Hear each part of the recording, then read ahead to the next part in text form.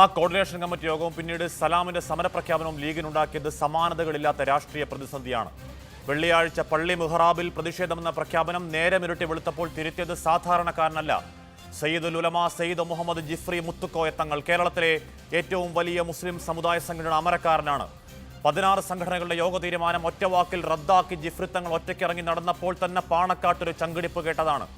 പള്ളികളെ പ്രതിഷേധ കേന്ദ്രങ്ങളാക്കാൻ വിട്ടുകൊടുക്കില്ല എന്ന സമസ്തയുടെ പരമാധ്യക്ഷന്റെ പ്രഖ്യാപനത്തിന് മുസ്ലിം ലീഗ് ഇത് നിങ്ങളുടെ പൊളിറ്റിക്കൽ പ്രൊജക്റ്റാണ്, ആ രക്തത്തിൽ ഞങ്ങൾക്കില്ല പങ്ക് എന്ന അർത്ഥം കൂടി കേട്ടതാണ് ലീഗ് നേതാക്കൾ. മുഖ്യമന്ത്രിയുമായുള്ള ചർച്ചയിൽ അതിന് അനുകൂലമായ ഫലശ്രുതിയിൽ തന്റെ തീരുമാനം ശരിയാണെന്ന് തെളിയിച്ച് കരുത്തോടെ നിൽക്കുന്നുണ്ട് സമസ്തയുടെ നേതാവ്. മുസ്ലിം സമുദായത്തിന്റെ പ്രശ്നങ്ങളിൽ ഇടപെടാൻ, അതിൽ സംഘർഷമില്ലാത്തൊരു സമവായമുണ്ടാക്കാൻ കെൽപ്പുള്ള ഒരു ആത്മീയ നക്ഷത്രം പാണക്കാടിനും മുകളിൽ ഒറ്റക്കുതിക്കുന്നത് ലീഗ് നേതൃത്വത്തെ അസ്വസ്ഥമാക്കുന്നുണ്ടോ? എക്കാലവും മുസ്ലിം ലീഗിനൊപ്പം കരിമ്പാറ പോലെ നിന്നൊരു സംഘടനയിൽ നിന്നാണ് വഴിമാറി നടക്കലിന്റെ ഉച്ചത്തിലെ ശബ്ദം. ബാബരി പള്ളി പൊളിഞ്ഞു വീണപ്പോൾ കേരളത്തിൽ ഒരു തുള്ളി ചോര ചിന്തരുത് എന്ന പാണക്കാട്ടെ ആ പഴയ പക്വതക്കരുത്ത് ഇപ്പോൾ കേൾക്കുന്നത് ജിഫ്രി തങ്ങളുടെ വാക്കുകളിലാണ്. രാഷ്ട്രീയ തണലിൽ നിന്ന് മാറി എന്നുള്ള വാക്കുകൾ ലീഗ് നേതൃത്വത്തെ അസ്വസ്ഥപ്പെടുത്തും. ഇക്കഴിഞ്ഞ നിയമസഭാ തെരഞ്ഞെടുപ്പിൽ തിരിച്ചടി നേരിട്ടെങ്കിലും ലീഗിന്റെ രാഷ്ട്രീയ അടിത്തറ ഇളകാതെ നിൽക്കുന്നത് സമസ്തയുടെ വേരുകളിലാണ്. സമസ്തയ്ക്ക് സർക്കാരുമായി സംസാരിക്കാൻ ഇനിമേൽ മാധ്യസ്ഥം വേണ്ടെന്നൊരു ഹോട്ട്ലൈൻ ജിഫ്രി തങ്ങളുമായി മുഖ്യമന്ത്രി നേരിട്ട് സ്ഥാപിക്കുമ്പോൾ ലീഗിന്റെ തായ്വേരിനാണ് ഇളക്കം തട്ടൽ. അതുകൊണ്ട് ഇനി മലബാറിലെ കരുത്തു തെളിയിക്കൽ ലീഗിന്റെ ആദ്യ അജണ്ട. കോഴിക്കോട് കടപ്പുറത്ത് കരുത്തു കാണാം എന്നാണ് എം കെ മുനീറിന്റെ വെല്ലുവിളി. ഈ കെ സുന്നികളെ കൂടെ കൂട്ടുക എന്ന അസാധ്യത്തെ സാധ്യമാക്കിയ പിണറായിയുടെ മാസ്റ്റർ സ്ട്രോക്കിന് മുന്നിൽ സമസ്തയുടെ പിന്തുണയില്ലാതെ ലീഗിന് ഒറ്റയ്ക്കൊരു കരുത്തുണ്ടോ?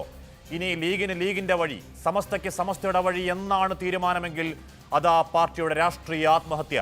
പ്രിയ പ്രേക്ഷകർക്ക് സൂപ്പർ പ്രൈം ടൈമിലേക്ക് സ്വാഗതം.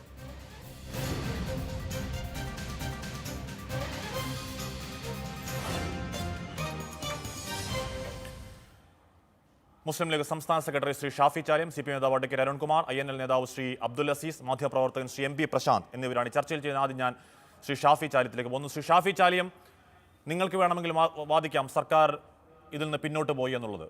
പക്ഷേ ചെറിയ പിന്മാറ്റത്തിലൂടെ സർക്കാർ നേടിയ, പിണറായി നേടിയ, ഇടതുപക്ഷം നേടിയ വലിയ കരുത്തിന്റെ ആഘാതം, അതിന്റെ ശക്തി നിങ്ങൾ മനസ്സിലാക്കുന്നുണ്ടോ ശ്രീ ഷാഫി ചാലിയം?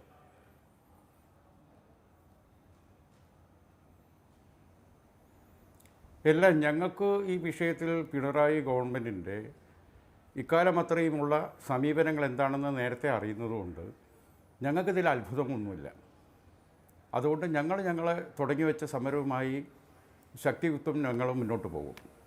പിന്നെ പല ഉറപ്പുകളും പലർക്കും പിണറായി വിജയൻ കൊടുത്തിട്ടുണ്ട്. ആ ഉറപ്പിൻ്റെയൊക്കെ ഉറപ്പ് ഒരു കുറിപ്പിൻ്റെ ഉറപ്പാണെന്ന് എല്ലാവർക്കും ബോധ്യമായതാണ്. നിങ്ങൾക്കറിയാലോ, പൗരത്വ സമരവുമായി ബന്ധപ്പെട്ട എല്ലാ കേസും പിൻവലിക്കുമെന്ന് പറഞ്ഞതാണ്. തെരഞ്ഞെടുപ്പിന് മുമ്പായിരുന്നു ആ വാഗ്ദാനം, വോട്ട് കിട്ടാൻ മുസ്ലിങ്ങളെ. എന്നിട്ട് എന്താ സംഭവിച്ചത്?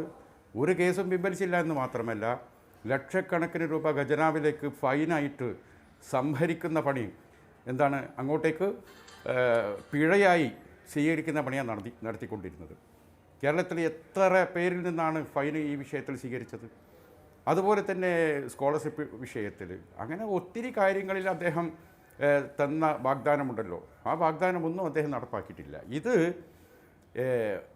എന്തൊക്കെ ഭാഷ്യങ്ങളാണ്. ഒന്ന് മരവിപ്പിച്ചു, അല്ലെങ്കിൽ ഇപ്പോൾ പെട്ടെന്ന് നടപ്പാക്കി. ഇത് 2017 ഡിസംബർ 21 ഉണ്ടാക്കിയ നിയമമാണ്.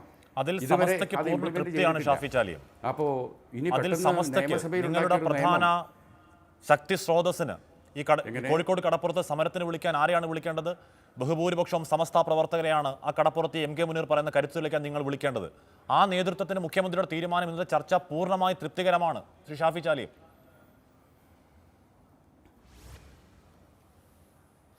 മുസ്ലിം ലീഗിൻ്റെ രാഷ്ട്രീയ സമരത്തിൽ മുസ്ലിം ലീഗുകാരായ എല്ലാവരും പങ്കെടുക്കും. അത് മുസ്ലിം ലീഗിൻ്റെ രാഷ്ട്രീയ ആശയം സ്വീകരിച്ച സമസ്തക്കാരും ഉണ്ടാകും, അല്ലാത്തവരുണ്ടാവും, മുജാഹിദ് ഉണ്ടാവും, പൊതുസമൂഹമുണ്ടാവും, മറ്റു പലരും ഉണ്ടാവും. അത് കാലാകാലങ്ങളായി രാഷ്ട്രീയപരമായി മുസ്ലിം ലീഗിനെ ആശ്രയിക്കുകയും മതപരമായി സമസ്തയെ ആശ്രയിക്കുകയും ചെയ്യുന്ന വ്യക്തികളാണ്. രാഷ്ട്രീയപരമായി ലീഗ് വിളിച്ചാൽ അവർ വരും, മതപരമായി സമസ്ത വിളിച്ചാൽ അങ്ങോട്ടേക്ക് പോകും. അങ്ങനെയല്ല. ഇത് പള്ളികൾ സമരകേന്ദ്രമാക്കുമെന്ന PMA സലാമിൻ്റെ പ്രഖ്യാപനത്തെ തൊട്ടു പിറ്റേന്നാൾ തിരുത്തിയ ആളാണ് ജിഫ്രി തങ്ങൾ. അതുകൊണ്ട് ഇനി മതപരമായി സമസ്ത, രാഷ്ട്രീയമായി ലീഗ് എന്നുള്ള ഈ എന്താണ് പറയുക, സമവായപ്പെടലിൻ്റെ അങ്ങോട്ടും ഇങ്ങോട്ടുമുള്ള സഹകരണത്തിൻ്റെ വാതിലുകൾ അടയുന്നു എന്ന പ്രഖ്യാപനം കൂടിയായിരുന്നില്ലേ അത്? ശ്രീ ഷാഫി ചാലിയം, ആ പ്രഖ്യാപനത്തിന്റെ പൂർത്തീകരണമല്ലേ സമസ്തയെ മാത്രം ചർച്ചയ്ക്ക് വിളിക്കുകയും സമസ്തയോട് മാത്രം കാര്യങ്ങൾ പറയും സമസ്തയ്ക്ക് മാത്രം തൃപ്തികരമാവുകയും ചെയ്യുന്ന തീരുമാനത്തിലൂടെ പിണറായി എടുത്തിരിക്കുന്നത് ശ്രീ ഷാഫി ചാലിയം?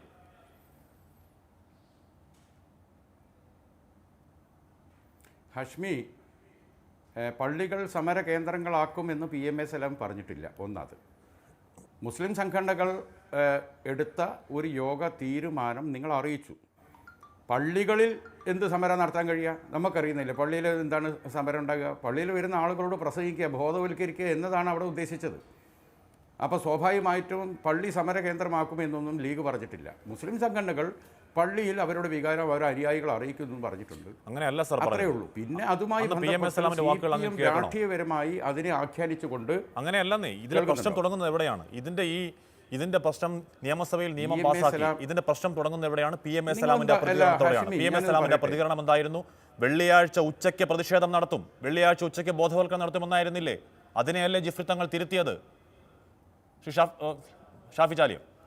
ഇല്ല, ഒരു മിനിറ്റ്, നമ്മൾ അതിനെക്കുറിച്ചൊന്ന് ചർച്ച ചെയ്യാം. ഒരു മിനിറ്റ്, എനിക്ക് കുറച്ച് ഹിയറിംഗ് പ്രോബ്ലം. ഞാൻ പറയട്ടെ. അതായത് വെള്ളിയാഴ്ച പള്ളികളിൽ പ്രതിഷേധം അറിയിക്കുക എന്ന് പറഞ്ഞാൽ എങ്ങനെയാണ് ഈ പ്രതിഷേധം അറിയിക്കുക? നിങ്ങൾ കണ്ടല്ലോ, ഇപ്പം പല പള്ളികളും പ്രതിഷേധം അറിയിച്ചത് നിങ്ങൾ തന്നെ കാണിച്ചല്ലോ. വെള്ളിയാഴ്ച പള്ളിയിൽ നടക്കുന്ന നിസ്കാരവും ഖുതുബയുമാണ്. ഖുതുബ എന്ന് പറഞ്ഞാൽ ഉത്ബോധന പ്രസംഗം. ഉത്ബോധന പ്രസംഗത്തിൽ മുസ്ലിം സമുദായത്തിന് ഈ വിഷയത്തിൽ പ്രതിഷേധിക്കാനിടയായ കാരണങ്ങൾ വിശദീകരിക്കുമെന്നാണ് അതിൻ്റെ അർത്ഥം. പത്രസമ്മേളനത്തിലൊക്കെ പത്രക്കാരോട് പറയുന്ന വാക്കുകളെ കീറി മുറിച്ച് ഇങ്ങനെയൊക്കെ വ്യാഖ്യാനിച്ചും പോയാൽ അത് ശരിയാണോ? അല്ല, അങ്ങനെ കീറി മുറിച്ച് ആഖ്യാനിച്ചത് അങ്ങനെ ജിഫ്രി തങ്ങൾ ആഖ്യാനിച്ചോ? തൊട്ടുപിറ്റേ ജിഫ്രി തങ്ങൾ പറഞ്ഞില്ലേ, ഇത് പള്ളികളിൽ പ്രതിഷേധ കേന്ദ്രങ്ങളാക്കേണ്ട കാര്യമല്ല, പള്ളികളല്ല പ്രതിഷേധ കേന്ദ്രമാവേണ്ടത്, അതിനുള്ള ചർച്ചയുടെ വഴി പുറത്താണ്. ആ ചർച്ചയുടെ വഴിയായിരുന്നു മുഖ്യമന്ത്രിയുമായുള്ള ചർച്ച. അതാണ് ഇപ്പോൾ ഫലപ്രാപ്തിയിലെത്തുന്നത്. നിങ്ങൾ അവിടെ തോറ്റു നിൽക്കുന്നു ശ്രീ ഷാഫി ചാലിയം.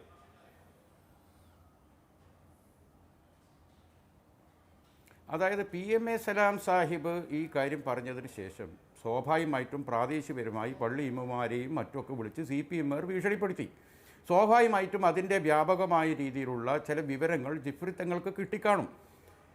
സ്വാഭാവികമായിട്ടും അത് പള്ളിയിൽ ആരെങ്കിലും ചോദ്യം ചെയ്യുകയും സംഘർഷ സാധ്യത വരികയും പള്ളി പൂട്ടാനിടയായ ഒരു സാഹചര്യം വന്നേക്കുമോ എന്ന ആ ഒരു തോന്നലിൽ നിന്ന് ഒരു സൂക്ഷ്മതയുടെ ഭാഗമായിട്ടാണ് പള്ളികളിലേക്ക് ഞങ്ങളിത് കൊണ്ടുപോകുന്നില്ല എന്ന് ബഹുമാനപ്പെട്ട ജിഫ്രി മുത്തുക്കോയ തങ്ങൾ പറഞ്ഞത്. അങ്ങനെയല്ല തങ്ങൾ പറഞ്ഞതിനെ കുറിച്ച് നിങ്ങൾ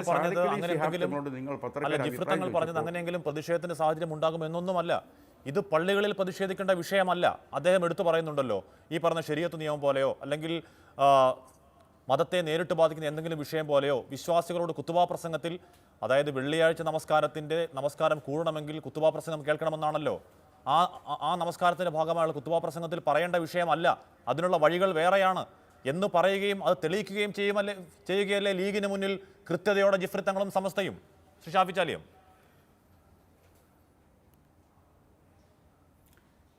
ഹാഷിം, നിങ്ങളൊന്ന് ശ്രദ്ധിച്ച് കേൾക്കേണ്ടത്, PMA സലാം ഈ വാർത്താ സമ്മേളനം നടത്തിയതിന് ശേഷം കൂടുതൽ വ്യക്തതയ്ക്കും ക്ലാരിറ്റിക്കും വേണ്ടി സമസ്ത നേതാക്കന്മാരും വാർത്താ സമ്മേളനം നടത്തി. നിങ്ങൾ ഈ ചോദിച്ച ചോദ്യത്തിനൊക്കെ ഉള്ള മറുപടി സമസ്ത നേതാക്കൾ അന്ന് തന്നിട്ടുണ്ട്. അതൊന്ന് നിങ്ങൾ വീണ്ടും കേട്ടു നോക്കൂ. എന്തിനാണ് ഞങ്ങൾ പോയി ന്യായീകരിക്കേണ്ട ആവശ്യം?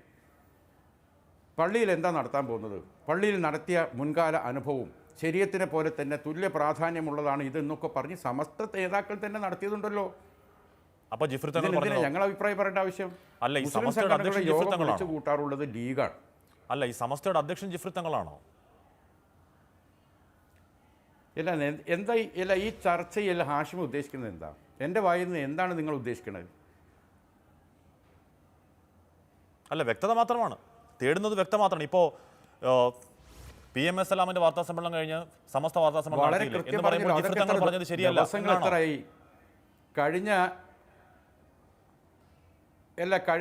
ബുധനാഴ്ച നടത്തിയ വാർത്താ സമ്മേളനം ബുധനാഴ്ച രാവിലെ തൊട്ട് രാത്രി വരെയും വ്യാഴവും വെള്ളിയും ശനിയും ഒക്കെ നമ്മൾ ചർച്ച ചെയ്തു. നമ്മളിപ്പോൾ എത്രാമത്തെ ദിവസത്തിലെത്തി നിൽക്കുന്നത്? ഇനി ഈ പോയ ബസ്സിന് കൈയാട്ടണോ? ഇനി പുതിയ ഇന്നത്തെ ഡെവലപ്മെന്റ് എന്താണെന്ന് വെച്ചാൽ അത് പറ.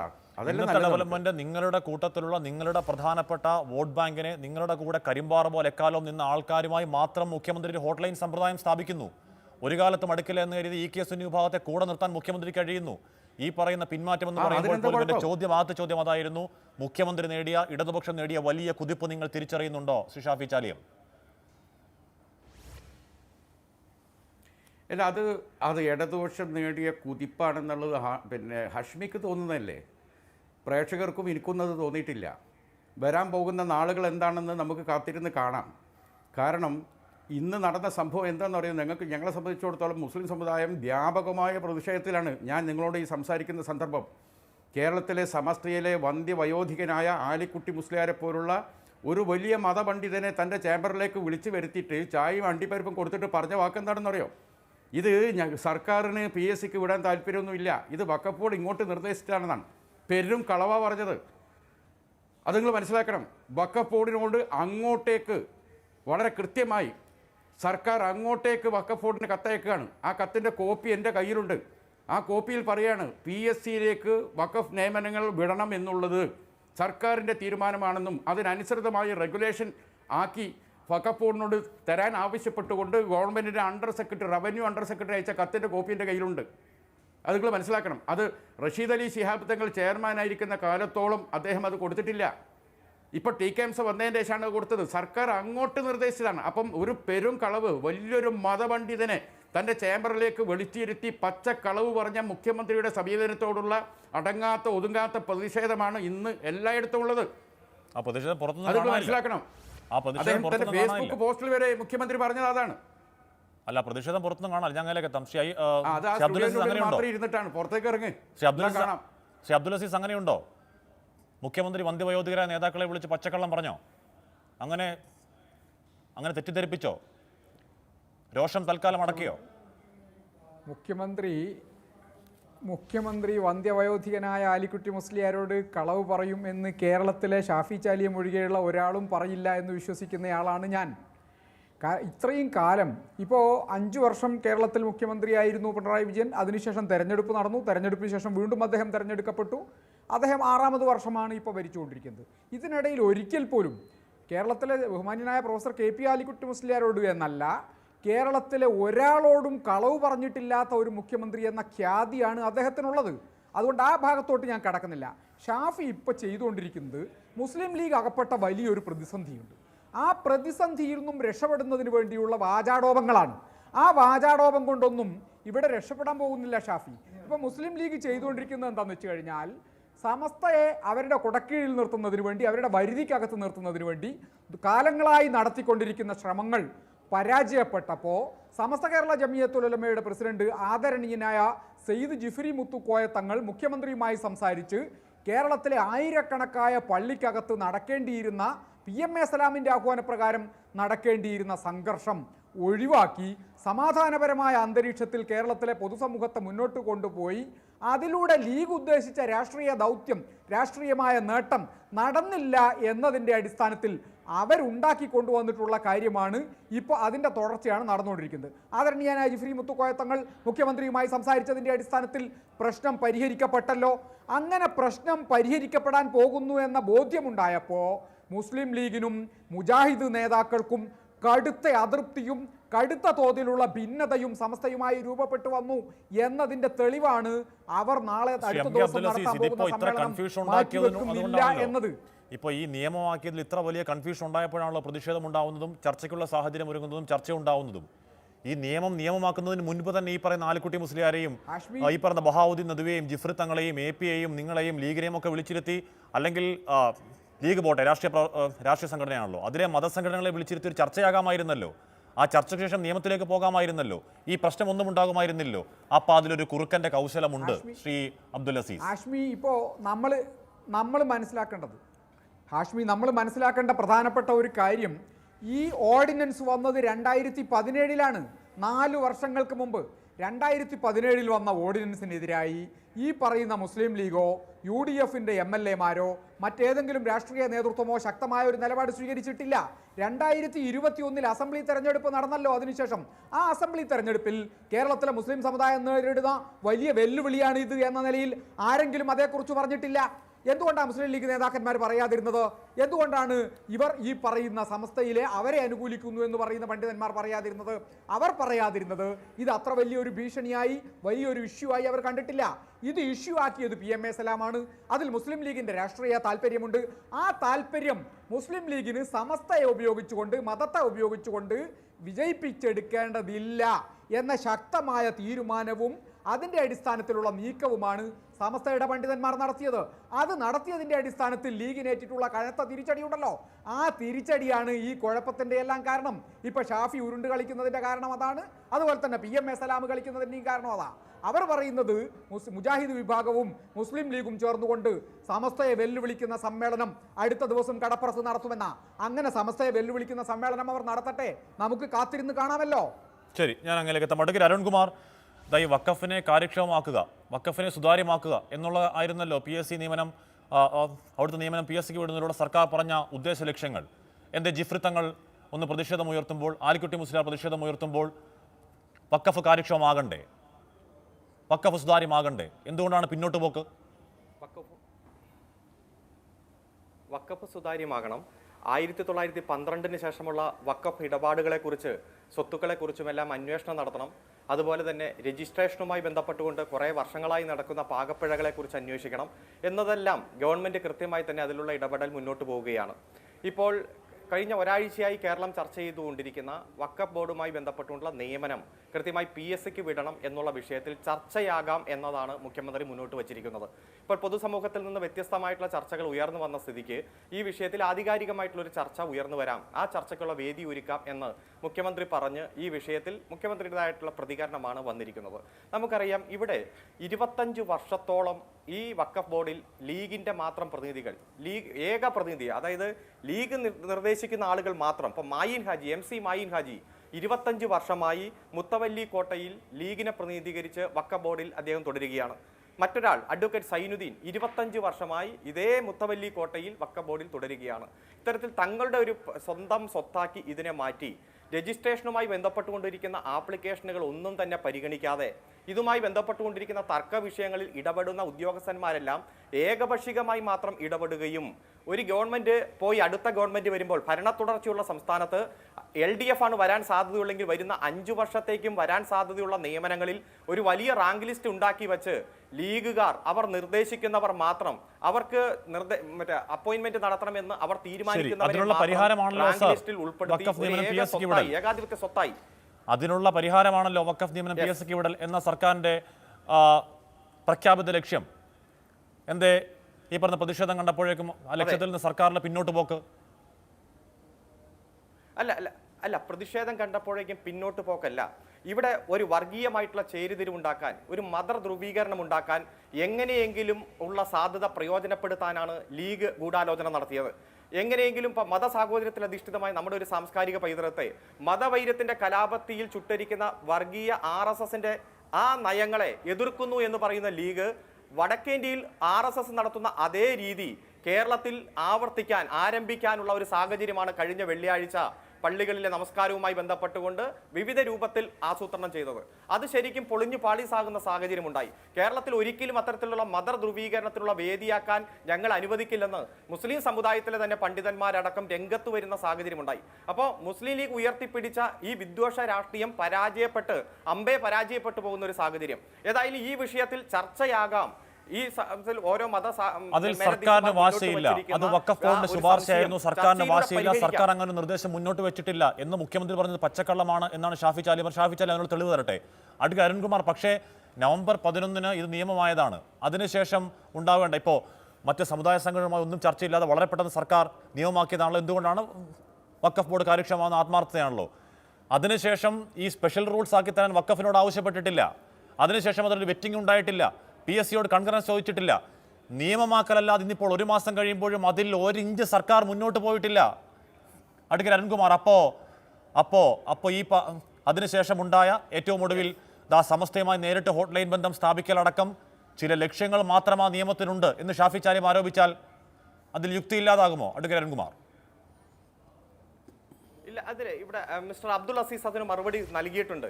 2017 ഈ ബില്ല് അവതരിപ്പിക്കപ്പെട്ടത്. അത് വഖഫ് ബോർഡിന്റെ ശുപാർശയെ തുടർന്നിട്ടാണ് ഇനിയുള്ള നിയമനം എക്സിക്യൂട്ടീവ് തലത്തിലേക്കുള്ള ഏറ്റവും ഉന്നത നിയമനം 110 നിയമനം കൃത്യമായി PSC വഴി ഏറ്റവും ഉദ്യോഗസ്ഥന്മാരുടെ കാലുപിടിക്കാതെ, നേതാക്കന്മാരെ പോയി കണ്ട് കാലുപിടിക്കാതെ ഏറ്റവും മെറിറ്റുള്ള വിദ്യാർത്ഥികൾ തന്നെ, അതും മുസ്ലിം സമുദായത്തിൽ നിന്നുള്ള വിദ്യാർത്ഥികൾ ഈ നിയമനത്തിലേക്ക് ഉയർന്നു വരണം എന്ന് തീരുമാനിക്കപ്പെടുന്ന സാഹചര്യം ഉണ്ടായത്. ഇത് ശരിക്കും ജനകീയ കോടതിയിൽ 3 തവണ പോയില്ലോ. 2019 ലോക്സഭാ തെരഞ്ഞെടുപ്പിൽ, 2020 ഡിസംബർ മാസത്തിലെ പഞ്ചായത്ത് മുനിസിപ്പൽ തെരഞ്ഞെടുപ്പിൽ, 2021 നിയമസഭാ തെരഞ്ഞെടുപ്പിൽ 3 തവണ ജനങ്ങൾക്ക് മുന്നിൽ അവതരിപ്പിക്കപ്പെട്ട് ശരിക്കും ജനകീയ കോടതിയിൽ ഒരു തരത്തിലും എതിർപ്പില്ലാതെ പാസ്സായി വരുന്ന സാഹചര്യമാണ് ഉണ്ടായത്. ശരിക്കും ഇതിൽ ഒരിക്കലും ഗവൺമെന്റ് ഏകപക്ഷീയമായി നടത്തിയ ഒരു ഇടപെടലല്ല. ഇവിടെ വഖഫ് ബോർഡിന്റെ ശുപാർശ, ആ ശുപാർശയുടെ ഭാഗമായി അത് ഓർഡിനൻസായി ഇറക്കുകയും അത് ഇപ്പോൾ നിയമമായി അവതരിപ്പിച്ച് പാസ്സാക്കുന്ന സാഹചര്യമാണ് ഉള്ളത്. ഒരു തരത്തിലും ഗവൺമെന്റിന് ഒരു നിർബന്ധ ബുദ്ധിയില്ല. മെറിറ്റുള്ള ആളുകൾ ഇത്തരത്തിലുള്ള ബോർഡിന്റെ എക്സിക്യൂട്ടീവ് തലത്തിലേക്ക് വരണം. അതുപോലെ തന്നെ ഇത്രയും വലിയ തരത്തിലുള്ള ആക്ഷേപമുള്ള, തർക്കങ്ങളുള്ള, നിരവധി പ്രശ്ന പരിഹാരത്തിന് വിഷയങ്ങൾ നേരിടുന്ന, രജിസ്ട്രേഷനുമായി ബന്ധപ്പെട്ടുകൊണ്ടെല്ലാം എവിടെയാണ് വഖഫ് പ്രോപ്പർട്ടി എന്ന് ഐഡന്റിഫൈ ചെയ്യാൻ കഴിയാത്ത, അതുപോലെ തന്നെ വഖഫായി കൊടുത്തതിന് ശേഷം അത് മറ്റു പലരും കൈവശം വച്ചുകൊണ്ടിരിക്കുന്ന അത്തരത്തിലുള്ള തർക്കങ്ങൾ നിരവധിയുള്ള ഒരു സാഹചര്യത്തിൽ ഏറ്റവും മെറിറ്റുള്ള വിദ്യാർത്ഥികൾ ഇതിന്റെ ഉദ്യോഗസ്ഥന്മാരായിട്ട് വരണം എന്ന ഏറ്റവും പോസിറ്റീവ് കാഴ്ചപ്പാടാണ് ഗവൺമെന്റ് ഉയർത്തിയത്. ഒരിക്കലും ഏതെങ്കിലും ഒരു ഇപ്പൊ ആദ്യമുണ്ടായ പ്രചരണം എന്തായിരുന്നു? ഇത് മറ്റു സമുദായത്തിൽപ്പെട്ടവർ ജോലി തേടി വരും, ഇത് മുസ്ലിം സമുദായത്തിന്റെ വഖഫ് ബോർഡിൽ മറ്റു സമുദായത്തിൽപ്പെട്ടവർ വരുമെന്നതല്ലേ ആദ്യത്തെ ഒരാഴ്ച നടന്ന പ്രചരണം. സെക്ഷൻ 3 കൃത്യമായി ഇത് മുസ്ലിം സമുദായത്തിൽപ്പെട്ടവർക്ക് എക്സ്ക്ലൂസീവ്ലി ആണ് എന്ന് ഇവിടെ പത്രദൃശ്യ മാധ്യമങ്ങൾ അടക്കം വ്യാഖ്യാനിക്കുന്ന സാഹചര്യം ഉണ്ടായപ്പോൾ ലീഗ് അതിൽ നിന്ന് പിന്നോട്ട് പോയി. പിന്നെ എങ്ങനെയെങ്കിലും ഇവിടെ കലാപം സൃഷ്ടിക്കണം, മത ധ്രുവീകരണം ഉണ്ടാക്കണം, ഈ കേരളത്തിന്റെ സമാധാന അന്തരീക്ഷം തകർക്കണം. അതിനുവേണ്ടി പല രൂപത്തിലുള്ള പ്ലാൻ ചെയ്യലെല്ലാം തകർക്കപ്പെട്ടു. ഒരു തരത്തിലും തങ്ങൾ ഉയർത്തിപ്പിടിച്ചിരിക്കുന്ന ഈ കലാപ ആഹ്വാനത്തെ മുസ്ലിം സമുദായം സ്വീകരിക്കുന്നില്ല. അവർ നിരുപാധികം തള്ളിക്കളയുകയാണെന്ന് ബോധ്യപ്പെട്ടപ്പോൾ പറഞ്ഞതിൽ നിന്നെല്ലാം പിന്തിരിഞ്ഞു പോകുന്ന സാഹചര്യമാണ്. ഗവൺമെന്റിന്റെ ഭാഗം ക്ലിയർ ആണ്. ഗവൺമെന്റിന്റെ ഭാഗം പോസിറ്റീവായി തന്നെയാണ് ഗവൺമെന്റ് ഈ വിഷയത്തെ കണ്ടത്. അങ്ങനെയാണെങ്കിൽ പിന്നെ പിന്നോട്ട് പോകുന്നതിനാണ് ഞാൻ അങ്ങനെയൊക്കെ എത്താം. ശ്രീ MP പ്രശാന്ത്, ഇത് ആ മലബാർ മേഖലയിലെ രാഷ്ട്രീയത്തിനുണ്ടാക്കാൻ പോകുന്ന മാറ്റം എന്താണ്? EK സുന്നികളുമായി അടുക്കുക എന്നുള്ളത് ഏതാണ്ട് അസാധ്യമായിരുന്നല്ലോ ഇടത് ക്യാമ്പിന്. അതിലേക്ക് ഒരു പടി കൂടുതൽ വെക്കുന്നുണ്ടോ പിണറായി വിജയൻ? ഇപ്പോൾ MK മുന്നീർ പറയുന്നുണ്ട് കോഴിക്കോട് കടപ്പുറത്ത് ലീഗ് കരുത്ത് തെളിയിക്കും. ഒരുതരം വെല്ലുവിളിയുടെ ഭാഷ അതിനുണ്ടോ? സമസ്തയുടെ കൂട്ടില്ലാതെ അങ്ങനെ കരുത്ത് തെളിയിക്കാൻ ലീഗിന് അവിടെ കഴിയുമോ? ശ്രീ പ്രശാന്ത്,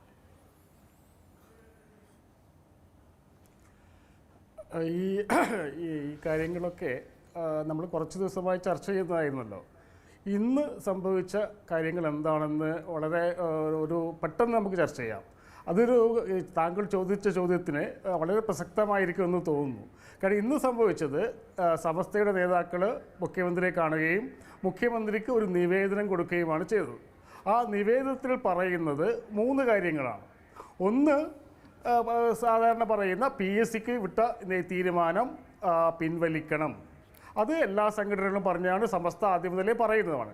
അതിൽ രണ്ടാമത്തെയും മൂന്നാമത്തെയുമാണ് വളരെ പ്രധാനപ്പെട്ട കാര്യം. അതാണ് ലീഗിന് വലിയ തലവേദന ഉണ്ടാക്കാൻ പോകുന്നത്, ലീഗിന് പ്രശ്നങ്ങൾ ഉണ്ടാക്കാൻ പോകുന്നത് എന്നാണ് ഞാൻ മനസ്സിലാക്കുന്നത്. രണ്ടാമത്തെ ആവശ്യമായിട്ട് സമസ്ത ഉന്നയിച്ചത് ഈ വഖഫ് ബോർഡിലെ അപ്പോയിൻമെൻറ്റ്സിന് ഒരു സ്പെഷ്യൽ റിക്രൂട്ട്മെൻറ്റ് ബോർഡ് ഉണ്ടാക്കുക എന്നതാണ്. ആ ബോർഡ് ഉണ്ടാക്കുക എന്ന് മാത്രമല്ല, ആ ബോർഡിൽ കാര്യമായ റോള് സമസ്തക്കുണ്ടാവുക എന്നതാണ്. അതായത് കേരളത്തിലെ ഏറ്റവും വലിയ മുസ്ലിം സംഘടനയായ സമസ്ത കേരള ജമിയത്തുൽ ഉലമക്ക്, അല്ലെങ്കിൽ കേരളത്തിലെ ഏറ്റവും കൂടുതൽ വഖഫ് സ്ഥാപനങ്ങളുടെ ഉടമയായ സമസ്തയ്ക്ക് ഈ റിക്രൂട്ട്മെൻറ്റ് ബോർഡിൽ കാര്യമായ റോൾ ഉണ്ടാവണം എന്ന് ഇന്ന് കൊടുത്ത മെമ്മോറാണ്ടത്തിൻ്റെ രണ്ടാമത്തെ ആവശ്യമായി ഉയർത്തുന്നു. അതായത് PSCക്ക് വിട്ടുകഴിഞ്ഞാൽ പിന്നെ സ്റ്റാറ്റസ് കോ മെയിൻറ്റെയിൻ ചെയ്യണമെന്നല്ല സമസ്ത പറയുന്നത്. അതായത് ഇപ്പോഴുള്ള റിക്രൂട്ട്മെൻറ്റ് ശൈലി അതേപോലെ തുടരണമെന്നല്ല സമസ്ത പറയുന്നത്. മറിച്ച് ഒരു റിക്രൂട്ട്മെൻറ്റ് ബോർഡ് ഉണ്ടാക്കുകയും അതിൽ സമസ്ത നിർദ്ദേശിക്കുന്ന പണ്ഡിതന്മാർക്ക് കാര്യമായ റോൾ ഉണ്ടാവുകയെന്ന് പറയുന്നത്. അങ്ങനെ പറയുന്നതിൻ്റെ അർത്ഥം എന്താണ്?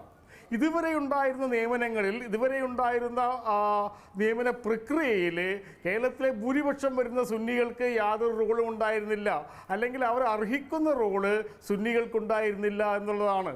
അതാണ് സുന്നികൾ, രണ്ട് വിഭാഗം സുന്നികളും ഏറെക്കാലമായി ഉന്നയിച്ചുകൊണ്ടിരിക്കുന്ന പ്രശ്നം അതാണ്. അതായത് ഈ മുസ്ലിം ലീഗിൻ്റെ രാഷ്ട്രീയ പിന്തുണയിൽ കേരളത്തിലെ ന്യൂനപക്ഷം വരുന്ന സലഫികളും ജമാഅത്തുകാരും വഖഫ് ബോർഡിൻ്റെ അപ്പോയിൻമെൻറ്റ്സിൽ കാര്യമായി ഇടപെടുന്നു. അതുകൊണ്ട് തന്നെയാണ് സുന്നികളിൽ നിന്ന് വഖഫ് പ്രോപ്പർട്ടീസ് കൈവിട്ടു പോകുന്നത് എന്ന് കുറേ കാലമായി പറയുന്നത്. ഇന്ന് മുഖ്യമന്ത്രിക്ക് കൊടുത്ത ആ നിവേദനത്തിൽ രണ്ടാമത്തെ കാര്യമായി സമസ്ത പറയുന്നത് സുന്നികൾക്ക് ഈ റിക്രൂട്ട്മെൻറ്റിൽ വളരെ കാര്യമായ റോൾ, സുന്നികൾ നിശ്ചയിക്കുന്ന പണ്ഡിതന്മാർക്ക് കൃത്യമായ റോള് വേണമെന്നാണ്. അതായത് ഇതുവരെ മുസ്ലിം ലീഗോ മറ്റ് സംഘടനകളോ പുലർത്തിപ്പോകുന്ന രീതിയിലുള്ള റിക്രൂട്ട്മെൻ്റ് അല്ല നടക്കേണ്ടത്, മറിച്ച് സുന്നികൾക്ക് മേൽക്കൈ ഉണ്ടാകുന്ന രീതിയിലുള്ള ഒരു റിക്രൂട്ട്മെൻറ്റ് നടക്കണമെന്ന് പറയുന്നത് വാസ്തവത്തിൽ ലീഗിന് വലിയ തിരിച്ചടിയാണ്. മൂന്നാമത്തെ ഒരു ഡിമാൻഡായിട്ട് അവർ പറയുന്നത് 1964 വഖഫ് ബോർഡിൻ്റെ ഒരു സ്റ്റിപ്പുലേഷൻ ഉണ്ടായിരുന്നു. അതായത് മതം അനുശാസിക്കുന്നവർക്ക് അല്ലെങ്കിൽ മില്ലത്ത് പിന്തുടരുന്നവർക്ക് മാത്രമോ അല്ലെങ്കിൽ അവിശ്വാസികൾക്കോ മതനിഷേധികൾക്കോ സ്വതന്ത്ര ചിന്തകർക്കോ കടന്നു വരാത്ത രീതിയിൽ ആയിരിക്കണം ഇതിലെ എല്ലാ അപ്പോയിൻമെൻറ്റ്സും എന്ന് വളരെ കൃത്യമായി പറഞ്ഞു. അതിൽ ഏറ്റവും പ്രധാനപ്പെട്ടത് മില്ലത്ത് പിന്തുടരുന്നവർക്കതാണ്. ആ ഒരു സ്റ്റിപ്പുലേഷൻ എടുത്തു കളഞ്ഞു. 2003 എടുത്തു കളഞ്ഞു, 2014 പിന്നെയും എടുത്തു കളഞ്ഞു. അത് പുനഃസ്ഥാപിക്കണമെന്ന് ഇന്ന് സമസ്ത ആവശ്യപ്പെട്ടിട്ടുണ്ട്. സമസ്ത ആവശ്യപ്പെട്ടത് 2003 മുമ്പുള്ള ഈ ഒരു രീതി പിന്തുടരുന്നതാണ്. അതിൻ്റെ പ്രാധാന്യം എന്താണ്? ഈ ആവശ്യം ഉന്നയിച്ചത് AP സുന്നികളാണ്. അപ്പോൾ ഇപ്പോൾ സമസ്തയും പറയുന്നു, കാരണം AP സുന്നികൾ നേരത്തെ പറഞ്ഞിരുന്നത് ഈ മില്ലത്ത് പിന്തുടരുന്നവർ എന്നുകൊണ്ട് അവർ ഉദ്ദേശിക്കുന്നത് പരമ്പരാഗത സുന്നികളാണ്, അതായത് പുത്തൻവാദികളാണ് എന്നവർ പറയുന്ന ജമാഅത്തെ ഇസ്ലാമി, മുജാഹിദ് തുടങ്ങിയ സംഘടനകൾക്ക് കൃത്യമായിട്ടുള്ള ഒരു മേൽക്കൈ ഉണ്ടാവരുത് എന്ന് നിർബന്ധപ്പെടുകയാണ് AP വിഭാഗം പറഞ്ഞത്. ആ മേഖലയിലെ രാഷ്ട്രീയം കൈവെള്ളയിലെ പോലെ അറിയാവുന്ന KT ജലീൽ കൃത്യമായി മനസ്സിലാക്കുന്നുണ്ട്. KT ജലീലിന്റെ കഴിഞ്ഞ ദിവസത്തെ പ്രതികരണം കേൾക്കാം. ഇപ്പൊ പറയുന്നത് എന്താ? കമ്മ്യൂണിസ്റ്റുകാരനായ നിരീശ്വരവാദി CM മക്കാമിലെ റിസീവറായി വന്നാൽ, മമ്പറത്തെ റിസീവറായി വന്നാൽ, പുത്തമ്പള്ളിയിലെ റിസീവറായി വന്നാൽ, എടോ അതിനെ പൊളിക്കാൻ വേണ്ടി നോക്കുന്ന ആളുകളല്ലേ മുസ്ലിം സമുദായത്തിൽ തന്നെ പുരോഗമനവാദികൾ എന്ന് പറയുന്ന മുജാഹിദുകാരും ജമാഅത്തെ ഇസ്ലാമിക്കാരും. അവര് റിസീവറായി വരുന്നതിനേക്കാളും മെച്ചാണ് എന്റെ വ്യക്തിപരമായിട്ടുള്ള അഭിപ്രായം. കാരണം ഇവരാരും ഇസ്ലാമിക വിരുദ്ധമാണ്, ഷിർക്കാണ് എന്ന് ഇതിനെക്കുറിച്ച് പറയാത്തവരാ. ഷാഫി ചാലിയം ആ നറേഷൻ ഉണ്ടാക്കാൻ ശ്രമിക്കുന്നത് കൃത്യമാണ്. സുന്നികൾ ഈ ഭാഗത്ത്, ലീഗ്, മുജാഹിദ്, ജമാഅത്ത് ഇസ്ലാമി ആ ഭാഗത്ത്. ആ ചേരിതിരിവ് ഉണ്ടാവുകയാണെങ്കിൽ ലീഗിലുണ്ടാകുന്ന ക്ഷീണം ചെറുതാവില്ല. ഷാഫി ചാലിയം.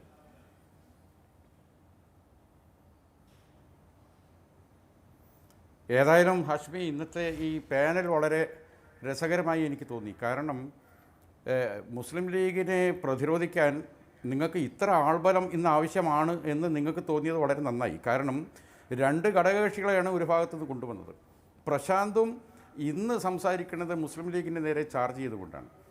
ആദ്യം ഞാൻ താഴെ നിന്ന് മേലോട്ട് പോകാൻ ഉദ്ദേശിക്കുന്നു, അല്ലെങ്കിൽ വിട്ടുപോകും. മിസ്റ്റർ പ്രശാന്ത് പറയുണ്ടായി 1965 വഖഫ് നിയമത്തിൽ വിശ്വാസികൾ അല്ലാത്തവരെ, സ്വതന്ത്ര ചിന്തകരെ, നാസ്തികരെ ഉൾപ്പെടുത്താൻ പാടില്ല എന്ന ഭാഗം അമെൻഡ് ചെയ്ത് ഒഴിവാക്കി കളഞ്ഞു. ആര്? 2016 എന്ന് പറഞ്ഞാൽ അന്ന് PK കുഞ്ഞാലിക്കുട്ടിയാണ് വഖഫിൻ്റെ മന്ത്രി. നിങ്ങൾ മനസ്സിലാക്കണം. ഇത് തന്നെയാണ് കാന്തപുരം വിഭാഗം അവരുടെ സിറാജ് പത്രത്തിലും കൊടുത്തത്. പക്ഷേ യാഥാർത്ഥ്യം പുറത്തു വന്നു. അതിൻ്റെ ഫയല് 1999 അച്യുതാനന്ദൻ സർക്കാരിൻ്റെ കാലത്ത് വഖഫ് ബോർഡ് ചെയർമാനായിരുന്ന ഡോക്ടർ KA ജലീൽ ചെയർമാനും മർക്കസിൻ്റെ സെക്രട്ടറിയും ഇപ്പോൾ വഖഫ് ബോർഡിൻ്റെ ചെയർമാനുമായ കക്കാട് മുഹമ്മദ് ഫൈസി മെമ്പറുമായ വഖഫ് ബോർഡിൻ്റെ ബോർഡാണ് 65 ഈ നിയമം അമെൻഡ് ചെയ്ത് എന്ന യാഥാർത്ഥ്യം എൻ്റെ കയ്യിൽ അതിൻ്റെ ഫയലുകളുണ്ട്. ഒന്നത് മനസ്സിലാക്കാം. 2, MC മായനാജി എത്രയോ കാലമായി സൈനുദ്ദീൻ ഇരിക്കുന്നു. ഞാൻ ചോദിക്കട്ടെ, KT ജലീൽ 10-20 കൊല്ലം MLA ആയിരിക്കും. നിങ്ങൾക്ക് വേറെ ആളെ കിട്ടിയില്ലേ? ഇത് നോമിനേറ്റഡല്ല, ഓടിളക്കിയല്ല മായനാജി വന്നത്. മുത്തവല്ലിമാരുടെ വോട്ട് കിട്ടിയിട്ടാണ് വിജയിച്ച് വന്നതാണ്. അത് നിങ്ങൾ മനസ്സിലാക്കണം. മാത്രമല്ല, ആരാ MC മായനാജി? അദ്ദേഹം ഒരു പൊളിറ്റീഷ്യൻ മാത്രമല്ല, സമസ്ത കേരള ഇസ്ലാം മത വിദ്യാഭ്യാസ ബോർഡിൻ്റെ മെമ്പറാണ്. ഏറ്റവും ഉന്നതമായ സമസ്തയുടെ ഒരു സമിതിയാണത്. ആ സമിതിയിൽ ഇരിക്കുന്ന ഏറ്റവും ഉയർന്ന പണ്ഡിതരോട് ഒപ്പം ഇരിക്കുന്ന മുസ്ലിം ലീഗിൻ്റെ അപൂർവ നേതാക്കളിൽ ഒരാളാണ് മൈനാജി. അദ്ദേഹം തെരഞ്ഞെടുപ്പിലൂടെ വന്നാണ്. അതെങ്ങനെ അയോഗ്യതയാകുക? അങ്ങനെയാണെങ്കിൽ എത്ര പേരോട് അയോഗ്യരാകുക? 60 കൊല്ലം 50 കൊല്ലം കഴിഞ്ഞ ഉമ്മൻചാണ്ടിക്ക് അയോഗ്യത വേണ്ടേ? എന്ത് പൊട്ടം പുറത്താനാണ് ഈ പറയുന്നതൊക്കെ? പിന്നെ ഇതിനകത്ത് എവിടുത്താണ് ഈ രാഷ്ട്രീയ പരാജയത്തിൻ്റെ പ്രശ്നം ഉദിക്കുന്നത്? ഇത് നിങ്ങൾ മനസ്സിലാക്കേണ്ടത് ഇതൊരു നിയമമാണ്. ഒരു നിയമം ഉണ്ടാക്കിക്കഴിഞ്ഞ ഒരു നിയമം ആരാണ് നിയമം ഉണ്ടാക്കുന്നത്? പിണറായി വിജയൻ എന്ന വ്യക്തിയല്ല. നിയമം ഉണ്ടാക്കുന്ന ആരാണ്? ദ കൗൺസിൽസ് ഓഫ് മിനിസ്റ്റേഴ്സ് അല്ലേ? മുഖ്യമന്ത്രി തൊട്ട് 20ാമത്തെ മന്ത്രി വരെ അടങ്ങുന്ന ഒരു ക്യാബിനറ്റാണ്. ഇവരാണ് നിയമം ഉണ്ടാക്കുന്നത്. അസംബ്ലി പാസ്സാക്കിയ ഒരു നിയമത്തെക്കുറിച്ചിട്ട് നിയമം പിൻവലിക്കണോ വേണ്ടേ എന്നതാണല്ലോ ചർച്ച ചെയ്യേണ്ടത്. അതിനെങ്ങനെ മരവിപ്പിക്കാൻ കഴിയുക? ഞങ്ങൾക്ക് ആ സൂത്രം മനസ്സിലാകുന്നില്ല. അതാണ് ഇന്ന് ഞങ്ങളുടെ നേതാക്കൾ പറഞ്ഞത്. ഞങ്ങൾക്കിതിൽ എന്ത് ക്ഷീണമാണുള്ളത്? യാതൊരുവിധ ക്ഷീണത്തിൻ്റെ പ്രശ്നമേ ഉദിക്കുന്നില്ല. ഇവിടെ ഇപ്പോൾ ഈ അസീസാകട്ടെ, എൻ്റെ സുഹൃത്ത് അഡ്വക്കേറ്റ് അരുൺ കുമാർ ആകട്ടെ, ഇപ്പോഴത്തെ പ്രശാന്ത് ആകട്ടെ, നിങ്ങൾ ആശങ്കപ്പെടുന്നത് പോലെ വെല്ലുവിളിയൊന്നും മുസ്ലിം ലീഗിനില്ല. മുസ്ലിം ലീഗിനെതിരെ മൂർഖമ്പാമ്പിനെ കൊല്ലാൻ ആൾ കൂടിയ മാതിരി ഇങ്ങനെ വളഞ്ഞിട്ട് തല്ലാൻ കാലങ്ങളേറെയായി പല പരിശ്രമങ്ങളും ഒക്കെ നടന്നു. അതൊക്കെ അധര വ്യായാമങ്ങളായി പോവുകയും ചെയ്ത്. ഇതൊന്നൊരു വിഷയമില്ല. ഞങ്ങളെ സംബന്ധിച്ചിടത്തോളം ഈ നിയമം, അതായത് PSCക്ക് വിടാൻ തന്നെ കേന്ദ്ര വഖഫ് ആക്ടിന് എതിരായ ഒരു സംഗതിയാണ്. ഇവർക്ക് വേണമെങ്കിൽ എന്ത് ചെയ്യാം? ജോ ബൈഡനെ പുറത്താക്കാൻ പ്രമേയം എടുക്കാൻ നിയമം പാസ്സാക്കാം. അത് നടക്കുമോ? ഒരിക്കലും ഇത് നടത്തിയെടുക്കാൻ കഴിയില്ല. കാരണം എന്തുകൊണ്ടാണ്? കേന്ദ്ര വഖഫ് ആക്ടിന് വിരുദ്ധമായി ഒരു റെഗുലേഷൻ ഉണ്ടാക്കാൻ ഒരു സ്റ്റേറ്റിനും അധികാരമില്ല. ഇന്ത്യയിലെ 29 സ്റ്റേറ്റുണ്ട്. അതിൽ 28 സ്റ്റേറ്റും തയ്യാറാകാത്ത ഒരു കാര്യത്തിന് കേരളം മാത്രം അതിന് തയ്യാറായതിൻ്റെ സവിശേഷ സാഹചര്യം എന്താണെന്ന് മുഖ്യമന്ത്രിക്ക് സാധിച്ചിട്ടില്ല, ആർക്കും സാധിച്ചിട്ടില്ല. അത് നിങ്ങൾ മനസ്സിലാക്കണം. ശരൺ എന്താണ്? പോകില്ല കോടതിയിൽ. എന്താ ഹംസം? ഇതന്നെയല്ലേ നരേന്ദ്രമോദി റെഗുലേഷൻ വന്നതാണ്. 5 കൊല്ലമായി ഇവർ കോടതി പോയില്ലല്ലോ. എന്ത് പറഞ്ഞാലും കോടതിയിലേക്ക് പോകുന്നവർ കഴിഞ്ഞ 5 വർഷമായി എന്തുകൊണ്ട് ഇത് കോടതിയിൽ ചലഞ്ച് ചെയ്തില്ല?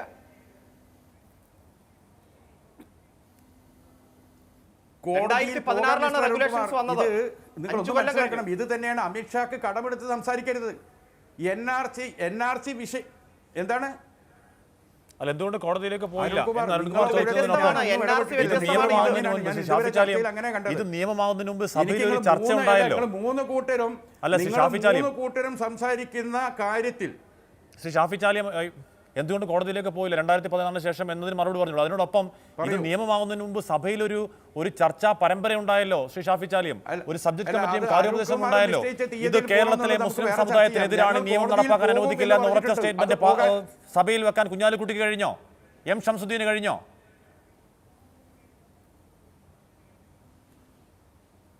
ആർക്ക് പറയും? നിയമസഭ രേഖകൾ പരിശോധിക്കൂ. ചട്ടപ്പടി സമരമല്ല സാർ ഉദ്ദേശിച്ചത്. ഒരു ചട്ടപ്പടി സമരം നടത്താൻ ആർക്കും പറ്റും. ഒരു ചട്ടപ്പടി സമരം നടത്താൻ ആർക്കും പറ്റും. ഒറ്റക്കെട്ടായി കേരളത്തിലെ മുസ്ലിം വികാരം ഇതിനെതിരാണ് എന്നൊരു സ്റ്റേറ്റ്മെന്റ് സഭയിൽ നടത്താൻ കഴിഞ്ഞോ ലീഗ് നേതൃത്വത്തിന്? ശ്രീ ഷാഫി ചാലിയം. ഹഷ്മി 2017 ഈ ഓർഡിനൻസ് വന്ന അന്ന് തൊട്ട് അസംബ്ലിയിൽ മുസ്ലിം ലീഗ് അതിശക്തമായ വികാരം ഉയർത്തിയിട്ടുണ്ട്. അത് നിയമസഭാ രേഖകളിലുണ്ട്, നിങ്ങൾക്ക് പരിശോധിക്കാം. ഇനി ഇത് നടപ്പാക്കാൻ വേണ്ടിയുള്ള നടപടിക്രമങ്ങളുമായി ഗവൺമെൻറ് മുന്നോട്ട് വന്നാൽ കോടതിയിൽ പോയി പ്രതിരോധിക്കും എന്ന് മുസ്ലിം ലീഗ് പറഞ്ഞിട്ടുണ്ട്. മുസ്ലിം ലീഗ് പറഞ്ഞാൽ അത് നടപ്പാക്കുന്ന പ്രസ്ഥാനം നിങ്ങൾ കണ്ടല്ലോ. ഇതേ ചോദ്യം അമിത്ഷാ ചോദിച്ചു, നിങ്ങൾക്ക് പാർലമെൻറ്റിൽ നിങ്ങൾക്ക് കോടതിയിൽ പോയിക്കൂടെ? ഞങ്ങൾ പോയല്ലോ കോടതിയിൽ. സുപ്രീം കോടതിയിൽ ഞങ്ങൾ കൊടുത്ത കേസിൻ്റെ പുറത്താണ് ഇന്നും NRC അവിടെ തങ്ങി നിൽക്കുന്നത്. അറിയാമല്ലോ. ശരൺ, 2016 ഈ റെഗുലേഷൻസ് വന്നത്.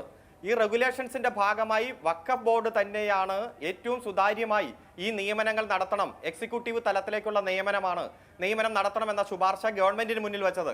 ഗവൺമെന്റ് ആ ശുപാർശയുടെ അടിസ്ഥാനത്തിൽ 2017 ഓർഡിനൻസ് ഇറക്കി കഴിഞ്ഞ് ഇപ്പോഴും 4 വർഷം കഴിഞ്ഞിട്ടാണത് വീണ്ടും അത് നിയമമായി അവതരിപ്പിക്കപ്പെടുന്നത്. പലതവണ ഓർഡിനൻസ് എക്സ്റ്റെൻഡ് ചെയ്ത് പോവുകയാണുള്ളത്. ഈ സമയത്തൊന്നും ഇതിന്റെ നിയമസാധുത ചോദ്യം ചെയ്യുവാൻ ലീഗ് തയ്യാറായിട്ടില്ല. കാരണം ലീഗിലെ തന്നെ ചെറുപ്പക്കാർ 2 കൈയും നീട്ടി സ്വാഗതം ചെയ്യുകയാണ്. അഭ്യസ്തവിദ്യരായ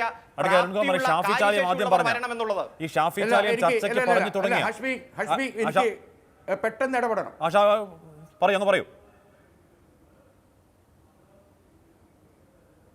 പറഞ്ഞോളൂ ഷാഫി. അതായത് 2016 ജൂലൈ 19 കേരള വഖഫ് ബോർഡ്, ഞാനൊന്ന് പറഞ്ഞോട്ടെ ഹഷ്മി, പറയൂ.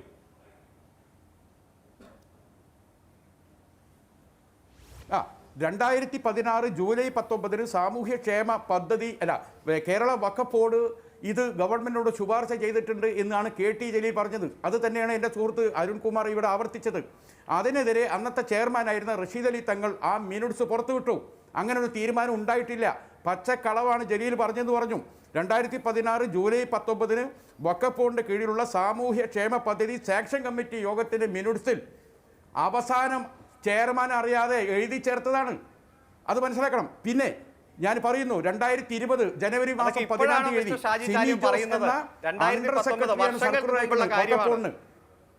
ഞാൻ പറഞ്ഞ് പൂർത്തിയാകട്ടെ.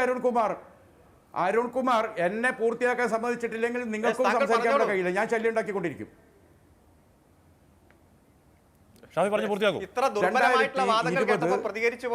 ജനുവരി മാസം 17 തീയതി ഗവൺമെന്റ് അങ്ങോട്ടേക്ക് വഖഫ് ബോർഡിനോട് ചോദിക്കുകയാണ്. ഒരു മിനിറ്റ്, തീർന്നില്ല.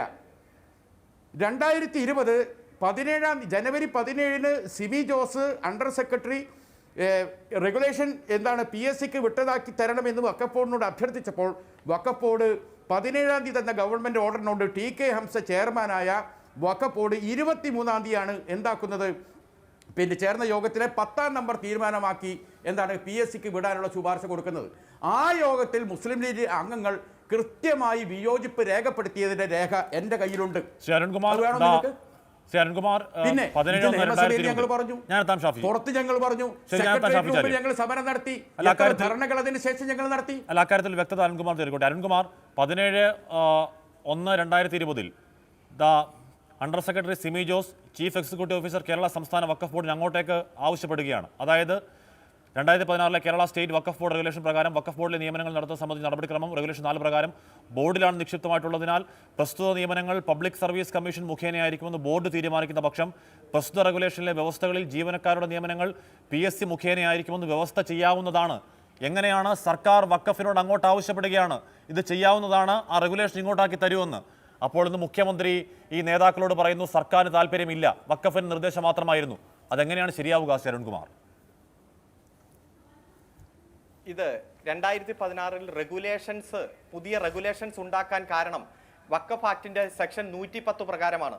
1995 വഖഫ് ആക്ടിന്റെ 110ാം വകുപ്പ് ബോർഡിന് സംസ്ഥാന സർക്കാരിന്റെ മുൻകൂർ അനുവാദത്തോടെ ഈ ആക്ടിലെ ആവശ്യങ്ങൾ നിറവേറ്റുന്നതിനായി ഈ ആക്ടിലെയും അതിന് കീഴിലുണ്ടാക്കിയ ചട്ടങ്ങളുടെയും വ്യവസ്ഥകൾക്ക് വിരുദ്ധമല്ലാത്ത റെഗുലേഷനുകൾ ഉണ്ടാക്കാമെന്ന് വ്യവസ്ഥ ചെയ്യുന്നു. റെഗുലേഷൻ ഉണ്ടാക്കുന്നത് ബോർഡാണ്. ബോർഡ് ഉണ്ടാക്കുന്ന റെഗുലേഷന്റെ ഭാഗമായി ഇവിടെ നിയമനങ്ങൾ PSCക്ക് വിടണമെന്ന് 2016 റെഗുലേഷൻ തീരുമാനമായത്. ഞാൻ പറയട്ടെ മിസ്റ്റർ ഷാഫി ചാലിയം 2016 ഇവിടെ പുതിയ റെഗുലേഷൻ ഉണ്ടാക്കുമ്പോൾ ഏതെങ്കിലും തരത്തിൽ നിങ്ങൾക്ക് ഒബ്ജക്ഷൻ ഉണ്ടാക്കാമെങ്കിൽ, ഒബ്ജക്ഷൻ ഉണ്ടായിരുന്നുവെങ്കിൽ നിങ്ങൾക്കത് നിയമസഭയിൽ ഉന്നയിക്കാമായിരുന്നു, പൊതുസമൂഹത്തിൽ ഉന്നയിക്കാമായിരുന്നു, കോടതിയിൽ പോകാമായിരുന്നു. ഈ 3 കാര്യങ്ങൾ 2016 നിങ്ങൾ ചെയ്തില്ല. 17 ഓർഡിനൻസ് വന്നപ്പോൾ ചെയ്തില്ല. 18, 19, 20 ഓർഡിനൻസ് 21 നിയമസഭാ രേഖയിൽ ഏറ്റവും താൽക്കാലികമായിട്ടുള്ള ഏറ്റവും ചെറിയ പ്രസംഗങ്ങൾ നടത്തി എന്നതുകൊണ്ട് എങ്ങനെയാണ് ഒരു നിയമനിർമ്മാണത്തെ ഇല്ലാതാക്കാൻ കഴിയുക? ഇവിടെ 2016 മുതൽ 5 കൊല്ലം നിങ്ങൾ സൈലന്റ് ആയിരുന്നു. ആ സൈലന്റ് ആവാനുണ്ടായ കാരണം ഇവിടെ അന്യാധീനപ്പെട്ടു പോകുന്നു. അവയുടെ ദുരുപയോഗം തടയുക. ഞാൻ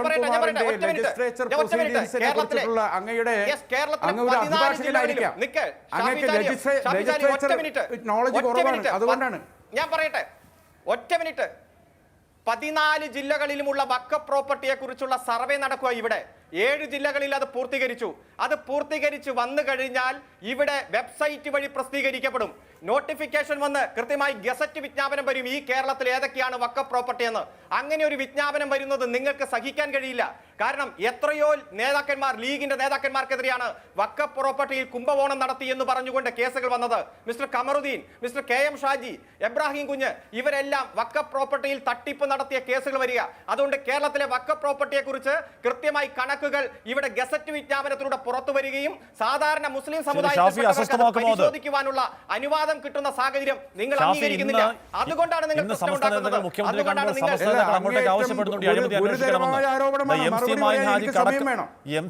ഹാജിക്കെതിരെ അടക്കം 37 വിജിലൻസ് കോടതിയിലടക്കം അന്വേഷണങ്ങൾ നടക്കുന്നുണ്ട്. ശ്രീ ഷാഫി ചാലിയം, വഖഫിലെ അഴിമതി അന്വേഷിച്ചാൽ എക്കാലവും ലീഗിനെ മുൾമുനയിൽ നിർത്താൻ, നീറ്റി നിർത്താനുള്ള ആയുധം പിണറായിയുടെ പക്കലാണ്. ഓർക്കണം ഷാഫി.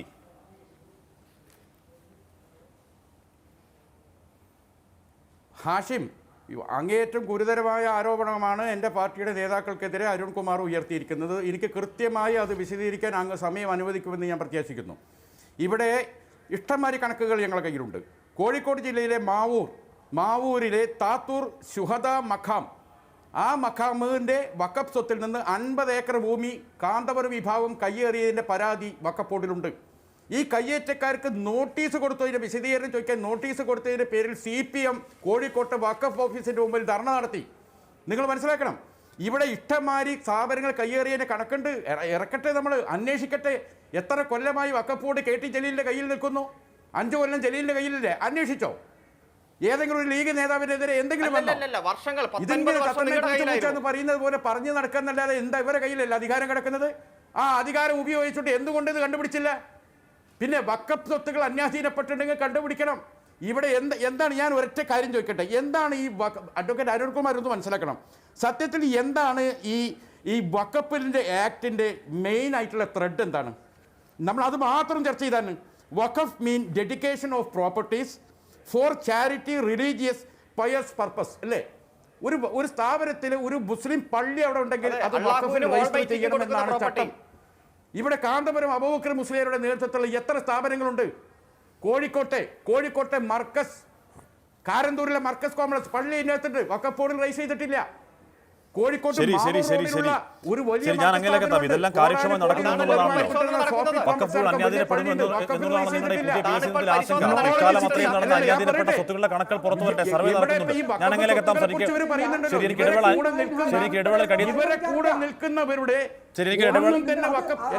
ശരിക്ക് ഇടവേളയിലെ അടിയന്തര നിയമത്തിന് ലംഘനമാണ്. ശരി, ഇടവേള